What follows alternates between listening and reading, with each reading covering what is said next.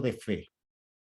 Y la semana pasada tuvimos hablando con relación a la fe y lo que significa la fe, lo que es la fe, pero la vamos a hablar de todo tipo de perspectiva, porque nosotros muchas veces eh, creo que estamos fartos de educación cristiana verdaderamente con relación a lo que es de fe. Creemos que la ausencia de algunas cosas es falta de fe. Y muchas veces creemos que la abundancia de otras cosas es lo que se llama el efecto de la fe. Y no es así, porque hemos estado hablando con relación a eso. Nosotros estuvimos hablando del libro de los Hebreos específicamente y vamos a hacer un recuento pequeñito de lo que dice la Biblia. Creo que este párrafo lo vamos a leer por muchos días hasta que nosotros le encontremos la esencia del significado de este párrafo. No solamente que nosotros lo recitemos y nos los aprendamos de memoria, sino hasta que la revelación verdaderamente se impregne dentro de nuestro espíritu. Y dice así, Hebreo capítulo 11, por favor, si todo lo que tienen Biblia y todo lo que lo pueden leer, tú ves, porque quizás hay algunos que o están en su trabajo o están conduciendo, en fin. Y dice así, Hebreo capítulo 11, que el verso 1 dice, en el nombre de Dios Padre, Hijo y Espíritu Santo, dice, pues la fe, la certeza de lo que se espera. Dice la Reina Valera del año 1960 y dice la convicción de lo que no se ve. Fíjese, hemos hablado certeza y convicción. Entonces usted puede traducir lo que es certeza y lo que es convicción como seguridad, como estoy seguro, estoy confiado, bebé, de que eso va a pasar, pase lo que pase. Entonces, la fe verdadera consiste en tú verdaderamente prevalecer en las cosas que Dios ha dicho de nosotros y en las cosas que Dios no ha prometido a nosotros. Entonces, fíjese, en la Biblia hay promesa buena y promesas buenas para el creyente. Entonces, hay promesa que Dios nos enseña a nosotros. Dice la Biblia que aunque ande en valle de sombra de muerte, no temerá mi corazón. Pero fíjese una promesa que Dios nos está haciendo, que aunque tú andes en un valle de sombra de muerte, tu corazón no puede temer. No puede temer porque si tú eres una persona de fe y tú has creído lo que Jesús dice, aunque tú andes por un valle de sombra de muerte, Jesús dijo que él iba a estar con nosotros todos los días hasta el fin. Entonces, en ese momento, aunque tú no veas a Jesús, tú tienes que creer a la promesa de Jesús. Entonces, eso se traduce en fe. Nosotros muchas veces, oye, como dice la Biblia, que aunque nosotros pasemos por el fuego no puede arder en nosotros. Entonces, muchas veces tú pasas por el fuego. Entonces, el fuego no puede arder en ti. Aunque tú veas el fuego en tu vida, el fuego no puede arder en ti si tú eres una persona de fe. Porque él dice que el fuego no puede arder. Dice que aunque pase por las aguas no te van a negar. ¿Qué quiere dejar dicho? Que ellas no te van a cubrir, no te van a ahogar. Ellas no pueden, ellas no van a prevalecer. Esas son promesas que Dios nos hace.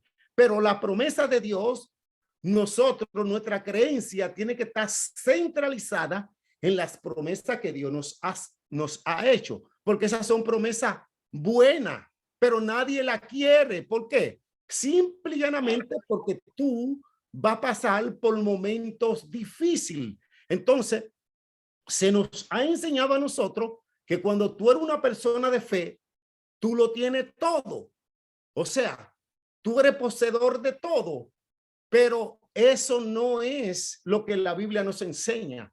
La Biblia nos enseña que desde que tú adquiriste el derecho para ser llamado hijo de Dios, automáticamente el Espíritu Santo viene y te sella, dice la Biblia, con la arra de la promesa. Entonces, la arra de la promesa no es más, como hemos dicho en otras ocasiones, es el anticipo. Entonces, ¿qué es el anticipo que el Espíritu Santo te da? El Espíritu Santo te da un anticipo que se tiene que traducir en poder. ¿Por qué? Porque el Espíritu Santo es poder cuando viene a nuestras vidas. Pero el poder, ¿para qué? Porque muchas veces creemos que el poder del Espíritu Santo se manifiesta con las emisiones o con las manifestaciones de los dones. Eso es una rama de la manifestación del poder del Espíritu Santo. Pero cuando el Espíritu Santo viene a nuestras vidas y lo primero que él hace, él comienza a preparar nuestro terreno, a abonar nuestra tierra, según la parábola que Jesús nos enseñó. Entonces, ¿qué pasa? Él comienza a prepararla para que nosotros verdaderamente demos fruto, pero fruto bueno. Pero el fruto que, para ser un fruto bueno, el fruto tiene que ser producido en la naturaleza del mismo Espíritu Santo. No podemos producir fruto en la naturaleza de nosotros bueno, tiene que ser la naturaleza de él. Entonces dice la Biblia que él comienza a regar nuestra tierra, a regar, pero llega un momento que él viene y después que él riega nuestra tierra y él siembra lo que se llama la promesa de Dios en la naturaleza de Jesús, que él viene a buscar fruto. Y si no encuentra fruto, lo más probable es que dice la Biblia que ese árbol sea cortado o sea apartado. Recuérdese la parábola que cuando lo iba a desarraigar, dijo, tengo 3 años viniendo a buscar frutos sobre este árbol y no lo he encontrado. Entonces el Señor le dijo, espérate un tantito,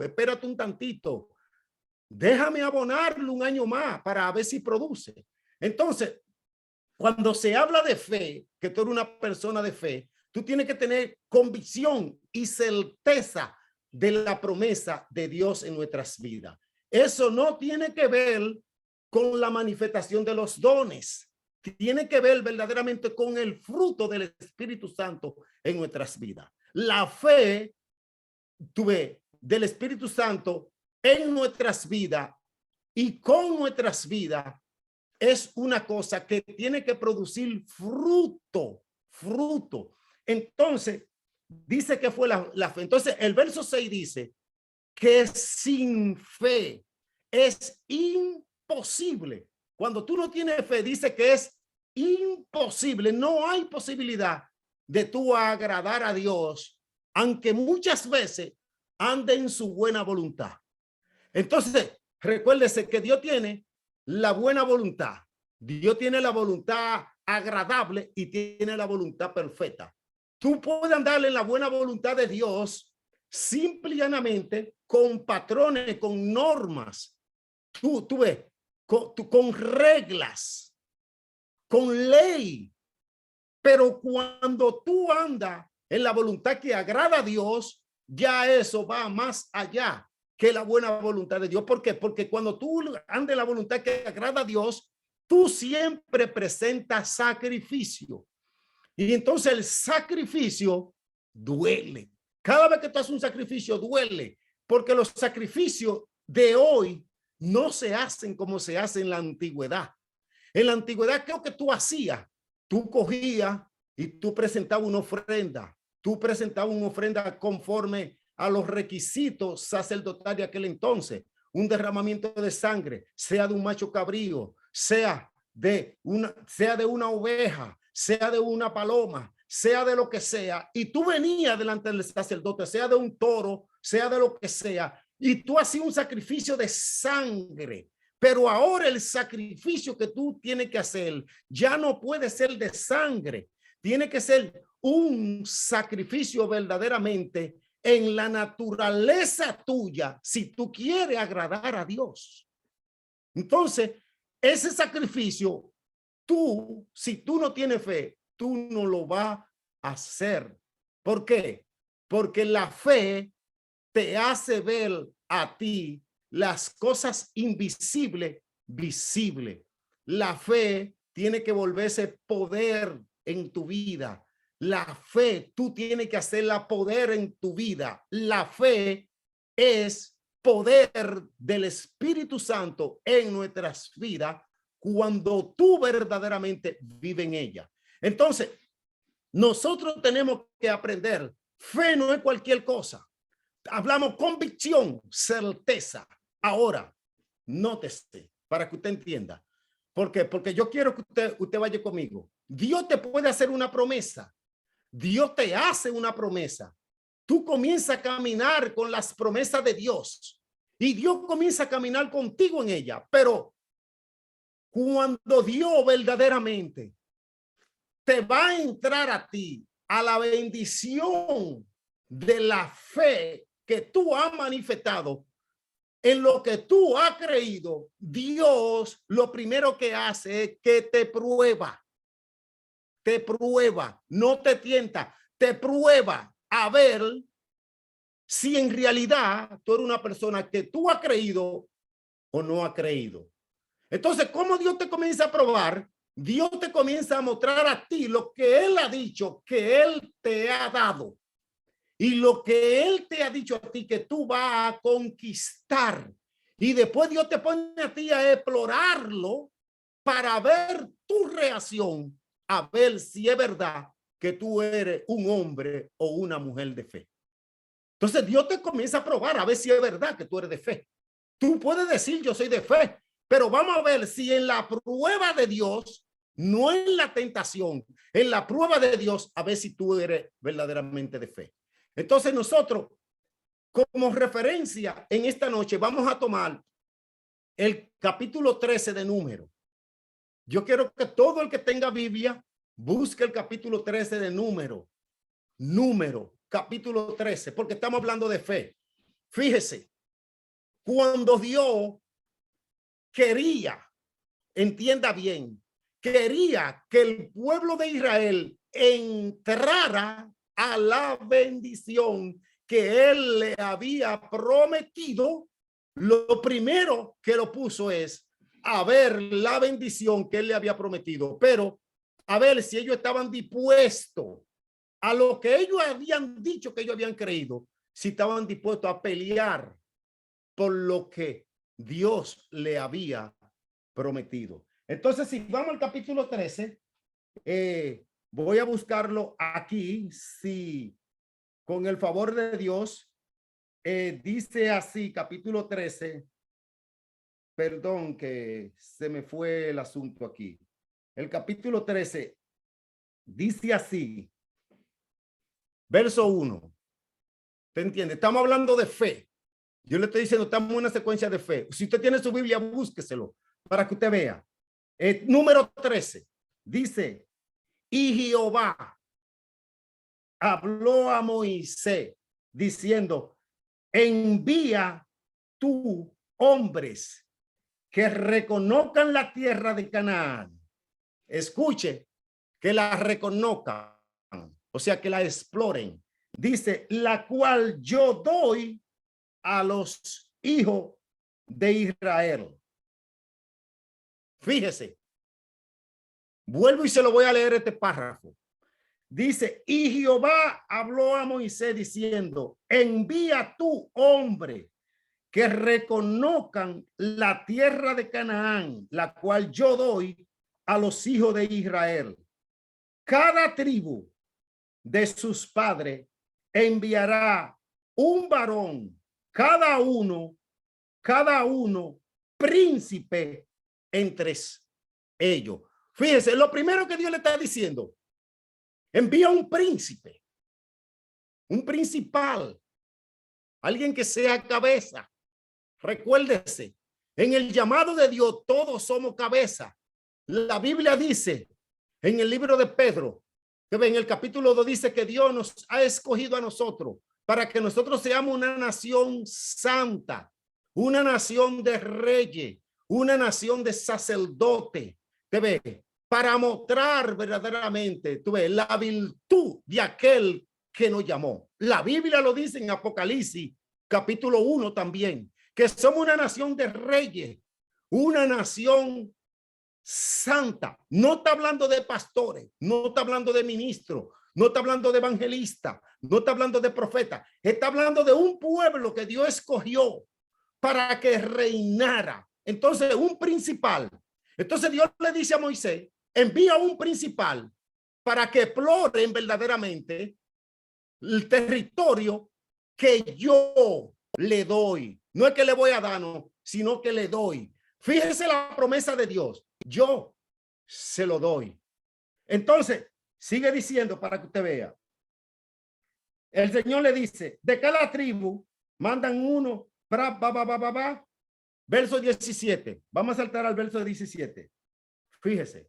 Dice, envió pues Moisés a reconocer la tierra de Canaán, diciéndole, subid de aquí al Negué y subid al monte y observad. Mire, fíjese. Le dice, observad la tierra cómo es y el pueblo que la habita, si es fuerte o débil, si poco o numeroso. ¿Cómo es la tierra habitada? Si es buena o mala. ¿Y cómo son las ciudades habitadas? Si son campamentos o plaza fortificada. ¿Y cómo es el terreno? Si es fértil o estéril. Si en él hay árbol o no. Y le dice, y he forzado y tomado el fruto del país. Y era el tiempo de las primeras uvas. Fíjese, parece algo irrelevante lo que yo le voy a decir. Dios sabía cómo era todo eso, pero Dios le había dicho a ellos cómo era la tierra que él le había dado como herencia, pero Dios quería que ellos vieran la tierra y que ellos vieran la verdadera herencia que Dios le había dado. Y Dios lo mandó a explorar la tierra que Dios le había prometido a ellos, pero esa tierra estaba ocupada porque Dios estaba buscando cuál era la reacción de ellos, a ver si es verdad que ellos eran hombres y mujeres de fe, porque muchas veces nosotros decimos yo creo a Dios, pero no, usted lo que cree en Dios, pero creer a Dios es diferente que creer en Dios. Cualquiera puede creer en Dios, pero creer a la promesa de Dios, usted tiene que ser un hombre y una mujer de fe.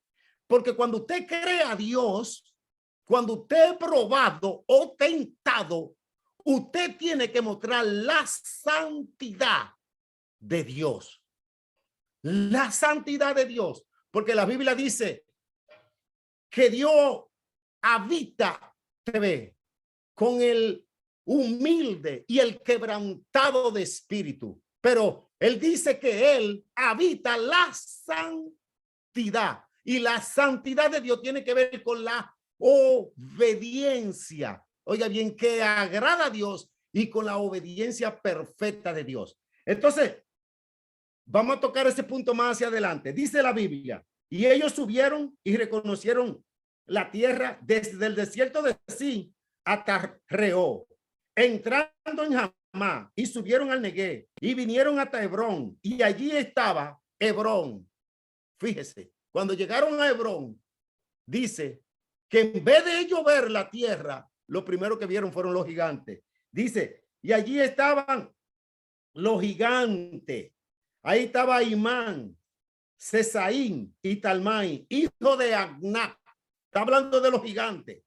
Y dice, Hebrón fue edificada 7 años antes de Zoal en Egipto. Y llegaron hasta el arroyo de Escol, y de allí cortaron un sarmiento y un racimo de uva, el cual trajeron 2 en un palo de la granada y de los higos, y se llamó aquel lugar el Valle de Escol. ¿Por qué? Porque El valle de Escol lo que significa es el valle de los racimos, porque todo era por racimo, todo era por abundancia. Era conforme a como Dios le había prometido. Y dice la Biblia, dice, y volvieron de reconocer la tierra al fin de 40 días. Y anduvieron y vinieron a Moisés y a Aarón y a toda la congregación de los hijos de Israel en el desierto de Parán, en Cades, y dieron la información a ellos y a toda la congregación y le mostraron el fruto de la tierra y le contaron. Entonces aquí viene, fíjese, aquí viene, ¿se ve? El poder de la palabra. Entonces, dice la Biblia que donde está tu tesoro, está tu corazón. Si tu tesoro no está en la promesa de Dios, hay problema, porque todo tú lo vas a relacionar con lo visible. Recuérdese que Hebreo 1:3 dice que por la fe nosotros hemos creído que Dios constituyó el universo. Yo no sé cómo Dios lo hizo. Yo lo que sé que Dios lo hizo. Yo no sé. A mí no me pregunte cómo Dios hizo el universo. Yo lo que sé es que Él lo hizo. Yo no sé de qué está hecho el universo del todo, pero yo lo que sé es que Dios fue que lo hizo. Y si Dios lo hizo, si la Biblia dice que Dios lo hizo, yo lo creo. Yo no sé cómo. Dios te hace una promesa. Él no te dice cómo la va a cumplir. Pero si tú la crees, tú tienes que permanecer en la promesa de Dios. Entonces dice la Biblia que le contaron diciendo, nosotros llegamos a la tierra a la cual nos enviaste, la que ciertamente fluye leche y miel, y este es el fruto de ella. Alabe. Fíjese, Dios le había prometido que en la tierra fluía leche y fluía miel. Y le dijo, vayan y exploren porque yo se la doy. Ahora, ellos vieron la leche, vieron la miel, vieron los frutos, pero se olvidaron del Dios verdaderamente que lo había sacado de Egipto, del Dios que le había abierto el mar rojo, del Dios que lo hizo pasar, oye bien, por el Jordán, del Dios que venía con ellos con una columna de nube y que venía también con una columna de fuego. Se olvidaron. ¿Por qué? ¿Por qué? Porque para ver la columna de nube hay que mirar hacia arriba. Y para ver lo que Dios verdaderamente hizo, tú tienes que mirar quién tú eras y quién tú eres hoy. La bondad de Dios en tu vida, que ayer tú no eras nadie y hoy Dios te ha hecho un príncipe, heredero, coheredera, juntamente de toda la herencia de Él. Oye bien, manifestada en la persona de Jesucristo. Entonces, si tú no sabes lo que Dios hizo ayer por ti, pues entonces tú no sabes verdaderamente lo que te espera a ti para el futuro. Tú puedes decir, yo soy cristiano, pero tú puedes ser un cristiano de la buena voluntad de Dios por no querer practicar el mal o por no querer irte para el infierno. O por no querer caer en la mano del diablo, porque a lo mejor el diablo te tenía oprimido, Satanás te tenía batido, viniste al cristianismo, Dios tuvo misericordia de ti, te libertó, Dios trajo sanidad sobre tu vida, Dios trajo refrigerio sobre tu vida y tú no quieres volver a sentirte como te sentías antes, pero eso tiene que ver con la buena voluntad, pero esa no es la voluntad que le agrada a Dios. La voluntad que le agrada a Dios es que tú le creas, y cuando tú le crees, tú sacrificas verdaderamente alabanza delante de Dios, porque tus palabras son transformadas, son cambiadas, porque tus palabras se alinean con la promesa de Dios. Y tú cada vez que vas a decir, va a ser como un Job del Antiguo Testamento, va a ser como un hombre verdaderamente como un Abraham del Antiguo Testamento, que Abraham, después que Dios se lo dio todo, entonces lo que más él amaba, Dios le dijo, entrégamelo, porque Dios sabía que Abraham venía de una esfera de idolatría. Y como venía de una esfera de idolatría, le dijo, entrégame a tu hijo, porque tú lo estás poniendo como paralelo a mí. Como muchas veces nosotros hacemos, que hacemos un paralelismo entre nuestro trabajo, entre nuestra familia, nuestros hijos, nuestra profesión, entre aún nuestro cuerpo, aún nuestra manera, la sabiduría, el conocimiento. Hacemos un paralelismo con Dios. Entonces muchas veces ponemos todas esas cosas, inconsciente o conscientemente, al mismo nivel de Dios. ¿Por qué? Porque le damos tanta importancia a ella, muchas veces más importancia que la importancia que tiene Dios en nuestras vidas. Y dice la Biblia, aquí hablando, que el Señor comenzó. Ellos comenzaron a hablar y le dijeron a Moisés, le dijeron, verso 27, le contaron diciendo, nosotros llegamos a la tierra. El 28 dice, más, el pueblo que habita aquella tierra es fuerte y las ciudades muy grande y fortificada. Y también vimos allí a los hijos de Anab. Amalé habita en el Negué, y el Eteo, el Jebuseo, el Amorreo habita en el monte, y el Cananeo habita junto al mar, a la ribera del Jordán. Entonces, dice la Biblia, verso 30, entonces Caleb hizo callar al pueblo delante de Moisés y dijo, subamos luego y tomemos posesión de ella, porque más podremos nosotros que ellos. Más los varones que subieron con él, los principales, oiga lo que dijeron, tú ves, los principales dijeron, no podremos subir contra aquel pueblo, porque es más fuerte que nosotros. Y hablaron mal entre los hijos de Israel de la tierra que había reconocido, diciendo, la tierra por donde pasamos para reconocerla es tierra que traga a sus moradores, y todo el pueblo que vimos en medio de ella son hombres de gran estatura. También vimos allí gigantes, hijo de Aná, raza de los gigantes, y éramos nosotros a nuestros parecer como langota, y así le parecíamos a ellos. Mire la explicación que ellos dan. Una de las cosas que yo he aprendido, escuche bien, iglesia, que yo he aprendido, que los hombres y las mujeres de Dios, cuando fallan con relación a algo que Dios le ha prometido, y cuando Dios le dice en un momento determinado que avancen en una área, y ellos por su incredulidad no avanzan en esas áreas, después que ellos fallan, ellos quieren utilizar su propia metodología después para alcanzar el propósito después, que provocan a Dios a ira y que provocan a Dios a enojo con su incredulidad, con su falta de fe, con su falta de obediencia, con su falta verdaderamente de reconocimiento, de reverencia y de santidad delante de Dios. Porque la gente cree que santidad nada más es falda, vestido, pantalones, pintura. La santidad significa reverencia. Entonces no vamos a tocar ese tema. Entonces dice que ellos le parecían a ellos. Entonces vamos al capítulo 14 para que usted vea. Saltemos ahí, porque estamos hablando de fe. Dice, escuche lo que hicieron.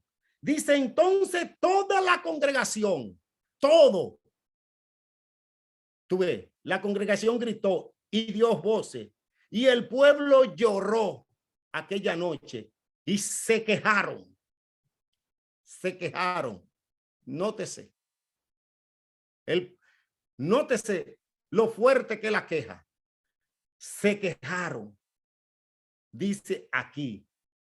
Dice contra Moisés, que representaba la ley, y contra Aarón, que representaba el sacerdocio. ¿Sabe lo que significa? Le echaron la culpa a la ley y le echaron la culpa al sacerdocio. Y dice la Biblia aquí, dice, todos los hijos de Israel, y le dijeron toda la multitud, ojalá muriéramos en la tierra de Egipto o en este desierto. Ojalá muriéramos.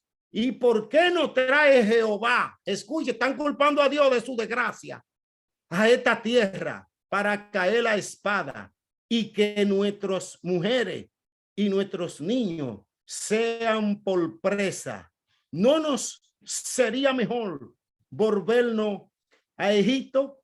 Verso 4 dice, y decían el unos al otro, designemos un capitán y volvamos a Egipto. Mire, la queja. Fíjese una cosa, la queja es un síntoma. Es el preludio de un descarriamiento. La gente cuando se quiere descarriar comienza a quejarse. ¿Por qué? Porque se vuelven personas incrédulas. ¿Por qué? Nada más ven los problemas, nada más ven los obstáculos y se le olvida la promesa que Dios le ha hecho. ¿Sabe por qué? Porque quieren conquistar una tierra sin esfuerzo. Quieren una manifestación del Espíritu Santo sin esfuerzo. Quieren cultivar la naturaleza de Dios sin sacrificar nada. No quieren sacrificar su orgullo. No quieren sacrificar, oiga bien, su manifestación. No quieren morderse la sin hueso.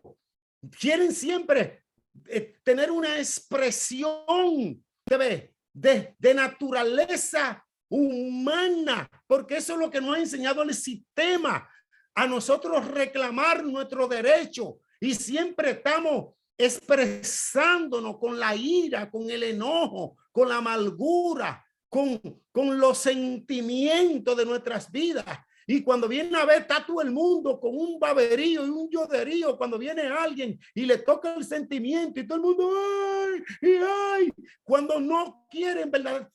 Se acobardan y no quieren pelear su buena batalla. Nada más están pensando siempre en el problema y no en el que le dijo que el problema ya está resuelto. Si tú verdaderamente eres un hombre y una mujer que cree a la promesa de Dios, esta tierra Dios le dijo, yo se la doy. Amén. O sea, viene un problema de enfermedad, tiene que luchar, porque la Biblia dice que por su llaga fuimos nosotros curados. Viene un problema de escasez, tiene que luchar, porque la Biblia dice, mi Dios pues suplirá todo conforme a su riqueza en gloria. La Biblia dice, no he visto justo desamparado, ni su simiente que mendigue pan. Viene un problema verdaderamente en el cual tú tienes un enfrentamiento, que hay espíritus generacionales que te están atacando, demonios que hay en la esfera que te están atacando. Dice la Biblia, oye lo que la Biblia dice, cuando tú estás en esa guerra, sométete a Dios, sométete a Dios. Pero muchas veces queremos que Dios traiga liberación, que Dios traiga sanidad, pero no queremos someternos a Dios.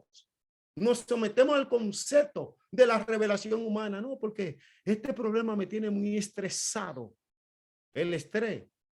Oí una predicadora decir que el estrés es falta de revelación, y yo estoy de acuerdo al 100%. La fatiga espiritual es falta de revelación. Cuando tú te estresas por algo, es porque tú no entiendes que si tú entiendes verdaderamente que Dios es tu ayudador, tú no te vas a estresar. Tú vas a hacer lo que dice Filipenses capítulo 4. Tú vas a regocijarte y tú vas a presentar, oye bien, delante de Dios. Tú ves todas tus necesidades, todas tus angustias, todas tus aflicciones. Tú vas a hacer lo que dice el Salmo 34, que muchas aflicciones tendrá el justo, pero de todas ellas te librará Dios. Entonces, eso es falta de revelación en la palabra. ¿Por qué? Porque si tú crees la palabra no cualquiera. Cualquiera lee la Biblia. Cualquiera habla de la Biblia, pero no todo el mundo cree en la Biblia. No todo el mundo. Por eso yo le digo, cualquiera cree en Dios, pero no todo el mundo le cree a Dios. Cualquiera. La Biblia dice que los demonios creen y tiemblan. Dice Santiago, los demonios creen y tiemblan, pero creer a Dios es tú pararte en la promesa de Dios y nadie te puede mover de ahí, porque Jesús dijo que lo de él nadie lo arrebataba de su mano. A mí nadie me salga a mí y diga que el diablo hizo esto y el diablo hizo aquello. No. Tú puedes tener un enfrentamiento con el mismo diablo, pero si te moviste de tu posición, el diablo te va a engañar. Pero si te paras en tu posición de heredero, de coheredero juntamente con Cristo, en obediencia, sometiéndote a Dios, el diablo, dice la Biblia, que tiene que huir de ti. Puede ser el demonio que sea. Lo que pasa es que nosotros muchas veces tenemos una mala formación de nuestro carácter y estamos buscando el diablo en nuestro carácter porque no queremos cambiar nuestro carácter. Es más fácil reprender al diablo que someterte a Dios. Porque es más fácil. El demonio tú lo vas a reprender. Sí, pero tu carácter, tú vas a tener que moldearlo en la personalidad de Cristo. La Biblia te dice que hay cosas que tú tienes que dejarla, que Dios nunca te la va a quitar. Nosotros hemos hablado miles de veces de eso. La Biblia dice, deja la ira, deja el enojo, desecha el enojo, deja la maledicencia, la palabra deshonesta, déjalo. Eso dice la Biblia. La Biblia no dice Dios te lo va a quitar, dice déjalo, porque el diablo no se va a meter si tú no lo dejas, si tú no lo recites. No va a venir un demonio de ira si tú no te airas. Pero si te vive airando todo el tiempo, entonces va a venir un demonio de ira y encima de tu ira te va a poseer. Si te vive enojando todo el tiempo, va a venir un demonio de enojo y en mitad del enojo el demonio te va a poseer. Pero la Biblia dice, déjala, recítelo. Entonces, la Biblia nos enseña a nosotros que el Espíritu Santo es poder. Cuando el Espíritu Santo viene a tu vida, viene a darte poder para que tú que dé fruto de él. Pero ¿cómo tú lo das? La Biblia dice que el Espíritu, dice Gálatas 5:16, que el Espíritu y la carne son enemigos. Dice que ellos dos se oponen.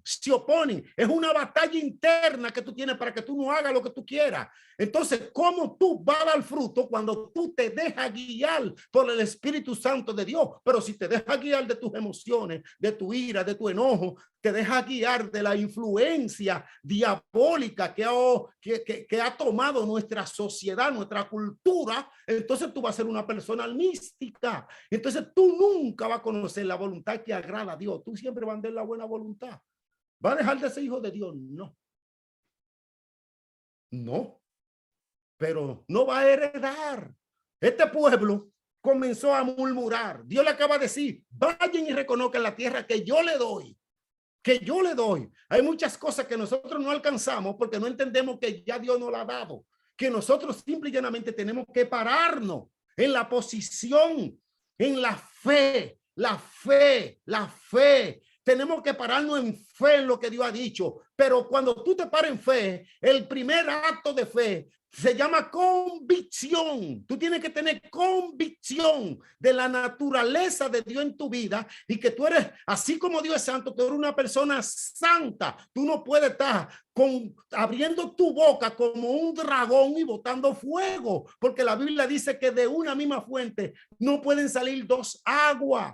Tu boca es tu fuente.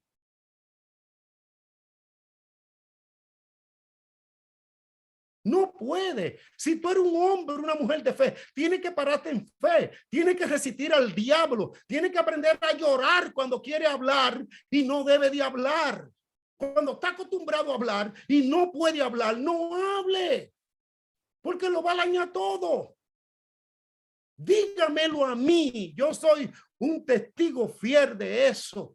Durante años todo lo dañaba con esta bendita lengua. No la voy a maldecir con esta bendita lengua, porque cada vez que abría la boca, la abría con ira, con enojo, oye, porque era una lengua, pero caramba, digo, Señor, ¿y cuándo tú me vas a poder permitir yo vencer esto? Y el Señor, lo que me decía, cuando tú te sometas, sométete. Entonces, ¿cómo tú te sometes? Muchas veces perdiendo para poder ganar. ¿Por qué? Porque siempre queremos hablar cuando no tenemos que hablar.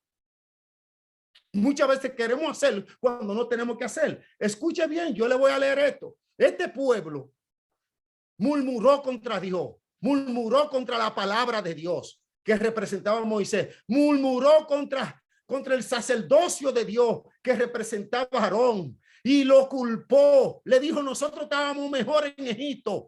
Vamos a hacer un capitán para volvernos para atrás. La gente cuando se amarga, cuando se frustra, cuando no quiere batallar, cuando no quiere pelear, lo primero que piensa en descarriarse, en apartarse de Dios. Y si tú lo enfrentas con la palabra, tú ves muchas veces, no, ay, viene el pastor con lo mismo, con lo mismo. Lo que quieren es un profeta, aunque no sea de Dios, con la lengua larga, y le digan que ellos también, cuando están torcidos y tienen que enderezarse. Entonces, tú no puedes tener una buena edificación con un edificio torcido. Endereza tu edificio. Ponle buenos cimientos. Da fruto. Porque la Biblia dice el fruto del Espíritu Santo, lo primero que es amor. Es paz, es gozo, es fe. Entonces, pero no es una paz y un gozo de que así como el mundo. No, no, no. El gozo de verdad es cuando tú estás fruto, es cuando tú tienes una convicción que tú estás salvo y tu salvación nadie te puede mover. Nadie.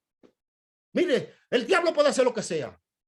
Yo puedo decir, Dios puede permitir que el diablo me mate, pero la salvación no me la puede robar porque Jesús dijo que el diablo puede matar el cuerpo de una gente, pero no puede tocar su alma.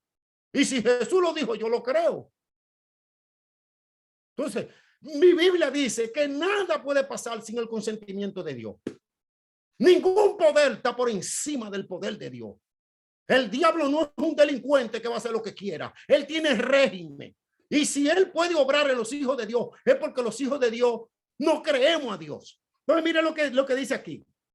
Ya casi para terminar. Dice verso 5. Amén. Entonces Moisés y Aarón se postraron sobre su rostro delante de toda la multitud de la congregación de los hijos de Israel. Y Josué, fíjese, no todo está perdido. Es una mentira del diablo. No todo está perdido. Dios siempre tiene un remanente que le cree. En medio de la incredulidad, en medio de la gente que no quiere batallar, que no quiere pelear la batalla, Dios siempre levanta a alguien que va a pelear la batalla y la va a pelear correctamente. Dice que Josué se levantó, hijo de Nun, y Caleb también se levantó, hijo de Jesofón. O sea, se levantaron las dos tribus y se levantaron. Dice que eran de lo que habían reconocido la tierra y rompieron que es su vestidura. ¿Qué es lo que significa? Ellos tomaron la determinación conforme a como la ley lo establecía, porque ellos sabían que el pueblo estaba mal porque el brazo de Dios no se había cortado ni para salvar ni para libertar. Y ellos dijeron, dice, y hablaron a toda la congregación de los hijos de Israel, diciendo, la tierra por donde pasamos para reconocerla es tierra en gran manera buena. Mire cómo los hijos de Dios ven las cosas. Mire, buena, dice. Entonces, este verso me gusta a mí. Este verso me gusta. Ellos dicen, si Jehová se agradare de nosotros, él nos llevará a esta tierra y nos la entregará. Tierra que fluye leche y miel. Por tanto, él sabía que era la rebeldía. Fíjese, la gente cuando no quiere hacer lo correcto, muchas veces, siempre estamos buscando al diablo, pero la gente primero se pone rebelde. El diablo nunca se le mete a una gente si primero no se pone rebelde. Saúl fue ungido con el poder del Espíritu Santo. Fue escogido para ser rey, pero quería reinar a la manera de él y no bajo la dirección de Dios, bajo la instrucción de Dios. Eso le costó el reinado. Tú nunca le vas a poder servir a Dios si no es bajo la dirección, bajo la instrucción del Espíritu Santo de Dios. No puedes servirle a Dios con tu propio intelecto, con tu propia sabiduría. El error de Salomón fue ese. Creer que él podía, con todo lo que Dios le había dado, con su sabiduría, con su conocimiento, que él podía hacer y deshacer. Que él podía hacer un altar a cada mujer de él y dejarla que adorara a sus dioses sin él meterse en eso. Y Dios le dijo, ajá, yo fui que te hice todo eso. Ajá. Dice que Dios se enojó contra él. Se enojó contra Salomón. ¿Por qué? Porque Salomón usó lo que Dios le dio para él satisfacer sus deseos. Entonces dice aquí, no seas rebelde, ni temáis al pueblo que de esta tierra, porque nosotros lo comeremos como pan. Hay una versión que dice como papilla. Su amparo se ha apartado de ellos y con nosotros está Jehová. No le temáis. Entonces toda la multitud, fíjese, habló de apedrearlo. Cuando tú eres un hombre y una mujer que tú comienzas a hablar fe, la gente te mira extraño. Tú comienzas a predicar y a hablar fe y la gente te mira como un extraterrestre. Porque la gente muchas veces lo que quieren a alguien que lo ponga a brincar, que lo ponga a saltar, que le comience a desatar palabras y te desato la palabra y va a tener un avión y va a tener una casa y va a tener un marido y va a tener 4 hijos y va a tener un trabajo y va a alcanzar esto y va a alcanzar aquello. Muchas veces aunque las palabras sean de Dios, la gente lo que anda buscando panes y peces. Y Dios te va a exaltar y Dios te va a poner por cabeza y tú no vas a hacer cola y tú esto y tú aquello, aunque sea Dios que te esté hablando. La gente eso es lo que está buscando. Pero oye bien, Dios lo que quería que ellos entendieran, que no fueran rebeldes, que había una tarea de parte de Dios y era que esa tierra estaba poseída y ellos eran los que tenían que echar fuera, los que tenían esa tierra poseída, porque a ellos Dios lo había escogido y le había dado el poder del Espíritu Santo y el Espíritu Santo para que ellos conquistaran esa tierra. Mujer, hombre que me está oyendo, el Espíritu Santo Dios te lo ha dado para que sea un conquistador. Pero para ser un conquistador tiene que aprender a vivir en obediencia delante de él. Tiene que aprender a ser manso y humilde de corazón. Tiene que cambiar tu mentalidad. Una mentalidad como, por ejemplo, la mentalidad, yo digo neoyorquina, que los neoyorquinos creen que ellos se gobiernan y pueden hacer todo lo que quieren, porque ese es el sistema que hay del humanismo, de que tú eres libre y que la libertad te da derecho. En Dios, usted no es libre. Usted no es libre, usted es siervo, sierva. Usted está para obedecer al Espíritu Santo de Dios, para ser guiada por el Espíritu Santo de Dios, para que la presencia de Él sea que lo lleve a puerto seguro. Para eso. ¿Por qué? Porque si no, usted lo puede perder todo. Le voy a leer esto para terminar y después le voy a leer otros versos para terminar. Dice, verso 11, y Jehová dijo a Moisés, ¿hasta cuándo me ha de irritar? Escuche bien, este pueblo. ¿Hasta cuándo no me creerán con todas las señales?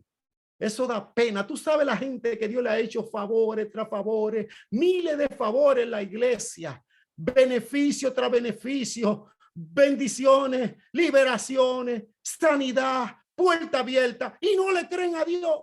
Porque de que le falta un pan con un aguacate, ahí está el griterío. Entonces, es lo que dice aquí. ¿Hasta cuándo? ¿Hasta cuándo no me creerán con todas las señales que he hecho en medio de ellos?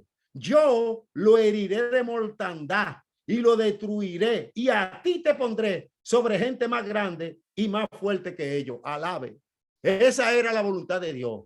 Por eso es que la Biblia dice en Isaías 65:10, dice que ellos hicieron 63, perdón, 10. Dice que ellos hicieron enojar su Santo Espíritu y que el Espíritu Santo se volvió enemigo de ellos y peleó contra ellos.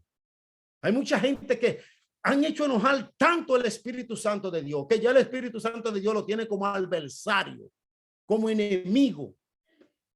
Eso es bíblico, no es yo que me lo estoy inventando.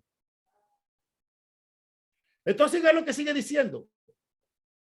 Verso 13 dice, pero Moisés respondió a Jehová, lo oirán luego los egipcios, porque de en medio de ellos sacaste a este pueblo con tu poder.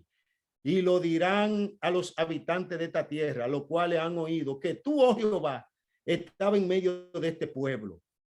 Pero cara a cara aparecía tú, oh Jehová, y que tu nube estaba sobre ellos, y que de día iba delante de ellos en columna de nube y de noche en columna de fuego, y que ha hecho morir a este pueblo como un solo hombre, y la gente que hubieron oído tu fama hablarán diciendo, por cuanto no pudo Jehová meter a este pueblo en la tierra de la cual le había jurado, lo mató en el desierto. Ahora pues, yo te ruego que sea magnificado el poder del Señor, como lo hablaste diciendo, Jehová, tardo para la ira y grande en misericordia, que perdona la iniquidad y la rebelión, aunque de ningún modo tendrá por inocente al culpable, que visita la maldad de los padres sobre los hijos hasta la tercera y la cuarta generación. Entonces, la oración de Moisés, oiga cuál fue, dijo: perdona ahora la iniquidad de este pueblo. Sí, fíjese una cosa, iniquidad significa el pecado original. El pecado original no es un pecado de endemoniado, es un pecado de rebeldía de la naturaleza humana, de desobediencia y de falta de fe. ¿Usted me entendió? El diablo no había poseído a Adán y a Eva cuando ellos desobedecieron. Ese es el pecado original, el pecado de iniquidad. Dice aquí: perdona el pecado a este pueblo desde Egipto hasta aquí. Entonces dice, entonces Jehová dijo: yo lo he perdonado conforme a tu dicho. Pero mire lo que dice aquí, consecuencia, verso 21. Dice: matan ciertamente como que vivo yo, y mi gloria, escuche bien, y mi gloria, lo que ellos no estaban viendo, y mis señales que he hecho en Egipto y en el desierto, y me han tentado. Fíjese, el problema de ellos no fue ese solo pecado. Mire cuántas veces. Por eso yo le digo a usted: llegue a 9, pero no llegue a 10. Dice aquí: y me han tentado ya 10 veces y no han oído mi voz. No verán la tierra de la cual juré a sus padres. No, ninguno de los que me han irritado la verán. Pero a mi siervo Caleb, por cuanto hubo en él otro espíritu, decidió ir en pos de mí, yo le meteré en la tierra donde entró, y sus descendencias la tendrán en posesión. Ahora bien, el amalecita y el cananeo habitan en el valle. Volveo mañana y salí al desierto, camino al mar rojo. Fíjese, ¿sabe lo que Dios le dijo? Devuélvanse. Escuche bien, que son las 9:07. El Señor le dijo: devuélvanse. Y es para el desierto que van. Ya no lo voy a meter a la tierra prometida hasta que no se muere esa generación. De esa generación nomás van a entrar los de 20 años para abajo, y Josué y Caleb. Después más ninguno. No van a entrar. Pero mire, para que usted vea lo que hacen la gente desobediente. Sígame para que usted vea. Que yo quiero que usted vea esto detenidamente y usted lo analice. Dice: y Jehová habló a Moisés y a Aarón diciendo: ¿hasta cuándo oiré esta depravada multitud que murmuran contra mí? La querella de los hijos de Israel, que de mí se quejan. Dile, vivo yo, dice Jehová, que según habéis hablado a mis oídos, así haré con vosotros. En este desierto caerán vuestro cuerpo, todo el número de los que fueron contados de entre vosotros, de 20 años arriba, los cuales han murmurado contra mí. Vosotros, a la verdad, no entraréis en la tierra por la cual alcé mi mano y juré que os haría habitar en ella, exceptuando a Caleb, hijo de Jefofón, y a Josué, hijo de Nun. Pero a vuestros niños, de lo cual ustedes dijeron que iban a ser presa, que vinieron aquí para morirse, que burundundum. En cuanto a vosotros, vuestro cuerpo caerán en este desierto, pero vuestros niños no. A ellos yo lo voy a preservar, y vuestros hijos andarán pastoreando en el desierto 40 años, y ellos llevarán vuestra rebelión hasta que vuestro cuerpo sea consumido en el desierto, conforme al número de los días de los 40 días en que reconociste la tierra, llevaréis vuestra iniquidad 40 años, un año por cada día, y conoceréis mi castigo. Yo, Jehová, he hablado.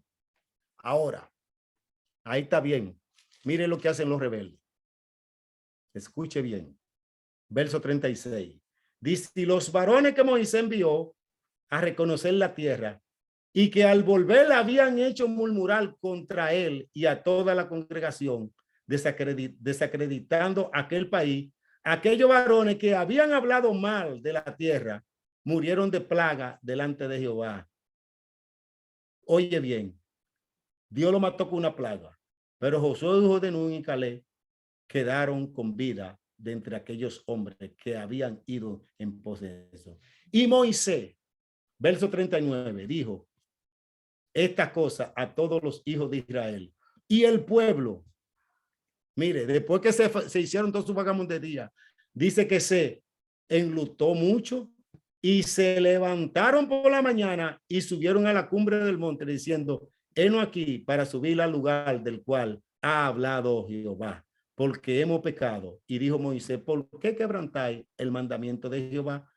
Esto tampoco os saldrá bien. No subáis, porque Jehová no está en medio de vosotros. No seáis heridos delante de vuestros enemigos, porque la malecita y el cananeo están allí delante de vosotros y caerán a espada, pues, por cuanto hoy habéis negado a Jehová. Por eso no estará Jehová con vosotros.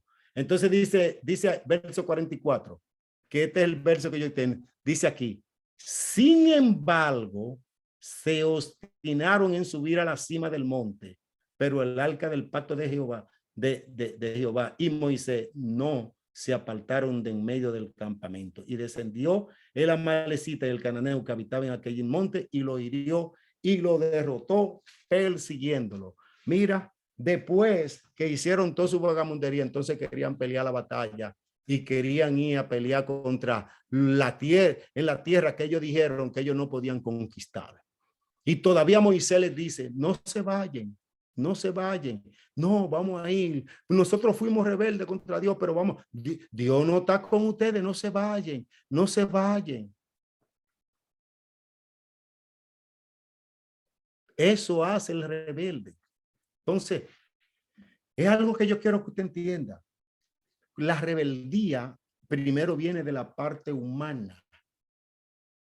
La obstinación primero viene de la parte humana. No viene de Satanás, viene de la parte humana. Y cuando el hombre en su naturaleza cayó, el hombre no se vuelve, oiga bien, lo que se llama el diablo, pero el hombre sí se convierte en un adversario de Dios, en un diablo. Él no, pero se vuelve un diablo, porque todo lo que adversa a Dios, eso es lo que significa la palabra diablo o diabolo, enemigo de Dios. Entonces, Satanás es un reino, Satanás es un reino. El hombre no está incluido dentro del reino de Satanás, pero sí el hombre se vuelve un diablo. Entonces, al volverse un diablo, se vuelve enemigo de Dios. Y por eso es que hay tanta gente herida, peleando batalla que ya Dios no está con ellos. ¿Por qué? Porque han desobedecido y después quieren conquistar las cosas que Dios dijo que era de ellos, pero lo quieren hacer con su propia fuerza, con su propia estrategia. Entonces nosotros tenemos que tener, porque estamos hablando que tenemos que tener fe. Entonces cuando Dios habla nuestras vidas, hay cosas que nosotros nunca la vamos a entender. ¿Usted no la entendió? Cállese. No murmure contra Dios. No murmure contra la palabra de Dios. Porque la palabra de Dios va a traer juicio sobre nuestras vidas. Porque muchas veces nada más hablamos de los atributos de Dios. Que Dios es bueno, que Dios es amor, pero también Dios es fuego consumidor. Dios es el juez justo.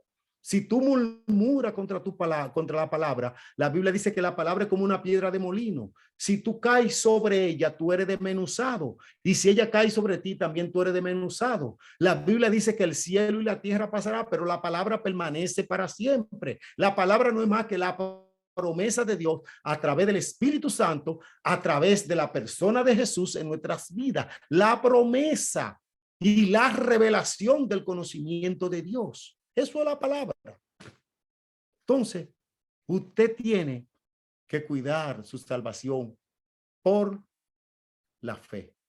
Usted tiene que entender que Dios lo llamó a que usted participe de su reino, pero es a través de la fe. Usted tiene que verse como Dios lo ha visto. Usted tiene que hablar el lenguaje de Dios. Y con esto terminé.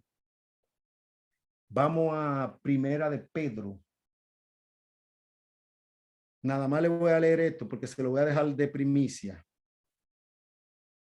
Primera de Pedro, capítulo 1.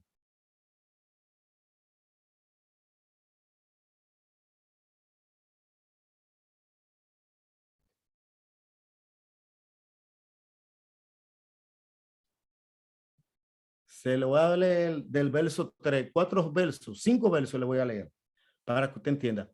Busque su Biblia, yo se lo voy a leer al paso si usted no lo entiende. Dice aquí, bendito el Dios y Padre de nuestro Señor Jesucristo, que según su grande misericordia, escuche lo que dice,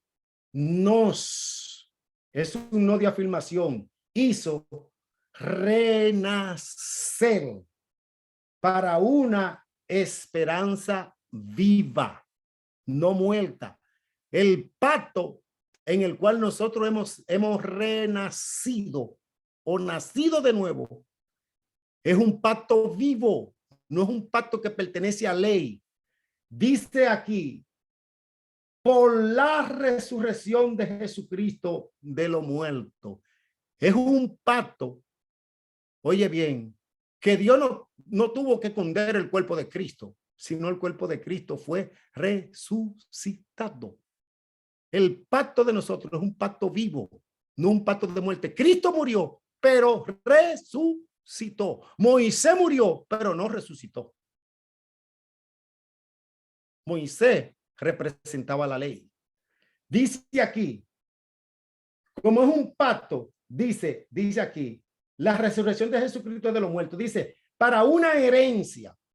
Ustedes todos saben lo que es una herencia, yo no tengo que decir. Una herencia es algo que usted no trabajó, no se ganó. Algo que alguien le dio, o porque usted es descendiente de él, o porque él le plació, le dio su voluntad. Dios no ha hecho heredero porque no ha insertado, no ha engendrado a través de Cristo. Dice aquí, para una herencia, mire cómo es su herencia. No se lleve del que le hable cosas de la tierra. Dios lo va a bendecir aquí en la tierra, pero su herencia no es terrenal. La tierra es simple y llanamente usted ve, es un instrumento de bendición, pero la bendición suya verdadera no es terrenal. Dice, para una herencia incorruptible, incontaminada e inmarcesible, reservada. No está hablando de cosas terrenales, en los cielos para usted y para mí. Dice que soy guardado por el poder de Dios. Mire cómo Dios te guarda, es mediante la fe. Dios no te puede guardar a ti si tú no crees lo que tú eres. Es por la fe que tú tienes que saber lo que tú eres. Y es por la fe que tú vas a obedecer a Dios.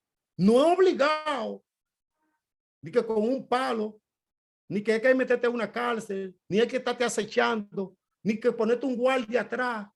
Y que tú hay que estarte atendiendo para que tú no practiques el pecado. No es eso, no. Es por la fe. Tú sabes que tu herencia, tú la puedes perder. Oiga cómo dice aquí. Dice guardada mediante la fe para alcanzar la salvación. ¿Te ve? Fíjese, usted ha sido salvo, pero no se pierda. Dice, para alcanzar la salvación que está preparada para ser manifestada en el tiempo postrero. Alabe. Usted no se va a escapar de la aflicción. No se va a escapar. La salvación que Dios le va a dar en el futuro, en esta vida, para usted preservarla, tiene que ser a través de aflicción. Esa es la verdad. Yo no vine a profetizarle a nadie un carro, ni una guagua, ni una esposa, ni un esposo, ni un hijo. Yo vine a decirte la verdad, lo que dice la Biblia. Oye lo que dice aquí. Dice, en lo cual, verso 6, vosotros os alegráis, aunque ahora por un poco de tiempo, si es, fíjese, usted no está obligado a pasar prueba. Dice, si es necesario, tengáis que ser afligido en diversa prueba. usted va a ser probado a la medida que usted obedezca a Dios. Si usted es una persona obediente, Dios no tiene que probarlo a usted. Si usted es una persona de fe, Dios no lo tiene que probar a usted. Dios no lo tiene que llevar al desierto, como dice la Biblia en Deuteronomio, que Dios llevó al pueblo de Israel al desierto. ¿Sabe para qué lo llevó? Para que ellos supieran lo que tenían en su corazón, que no eran de fe.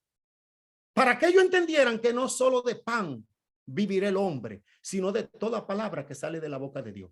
Yo no sé cuál es tu fe. Yo no sé dónde que están tus ojos puestos, si en los panes o en los peces, en la tierra. Oiga lo que sigue diciendo aquí. Dice, para alcanzar la salvación que está preparada para ser manifestada en los tiempos profesionales. Dice, en lo cual vosotros alegráis, aunque ahora por un poco de tiempo, si es necesario, tengáis que ser afligido en diversas pruebas. ¿Para que sometida a prueba vuestra fe, mucho más preciosa que el oro, el cual aún perecedero se prueba con fuego, sea hallada tu fe.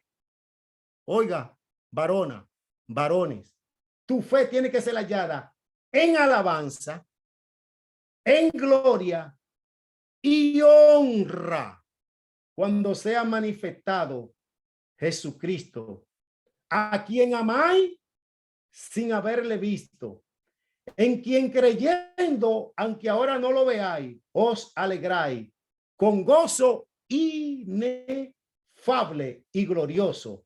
Verso 9. Y ahí terminé. Dice, teniendo el fin de vuestra fe. Mira cuál es el final de tu fe, que es la salvación de nuestras almas. Ahí es que está la fe. Toda la fe reside en eso. La fe es como un campo que tú tienes que cultivarlo, y todo lo que tú tienes, la fe en la obra de Dios, la fe en la promesa de Dios, todo lo que tú tienes que venderlo y meterlo ahí, porque ese es tu tesoro, la fe en la promesa de Dios. Lo que tú eres, lo que tú representas para Dios, lo que Dios ha dicho que tú eres, tiene que creerlo, iglesia. Tiene que creerlo. Dios le bendiga, Dios le guarde.